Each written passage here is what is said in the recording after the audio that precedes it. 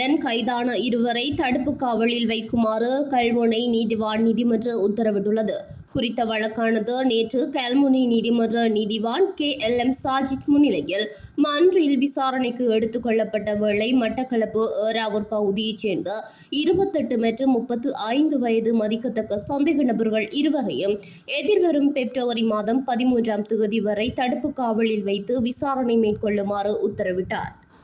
அம்பாறை மாவட்டம் கல்முனை தலைமையக போலீஸ் பிரிவிற்குட்பட்ட புறநகர் பகுதியில் பெரும் தொகை போதைப் பொருட்களுடன் இருவர் வாகனம் ஒன்றில் நடமாடுவதாக அம்பாறை மாவட்ட சிரேஷ்ட போலீஸ் அத்தியட்சகரின் நேரடி கண்காணிப்பில் இயங்கும் DCDB என அழைக்கப்படும் அம்பாறை மாவட்ட குற்றப்புலனாய்வு பிரிவுக்கு கிடைக்கப்பெற்ற தகவல் ஒன்றிற்கமைய கல்முனை வைத்தியசாலை ஒன்றின் அருகில் வைத்து கைது செய்யப்பட்டனர்.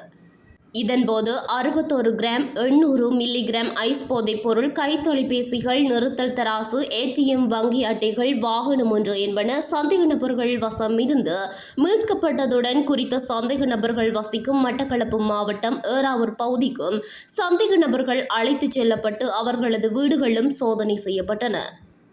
அத்துடன் கைதான 28 மற்றும் 35 வயது மதிக்கத்தக்க சந்தேக நபர்கள் இருவரையும் கல்முனை தலைமையக போலீஸ் நிலையத்தில் சட்ட நடவடிக்கைக்காக ஒப்படைக்கப்பட்டனர்.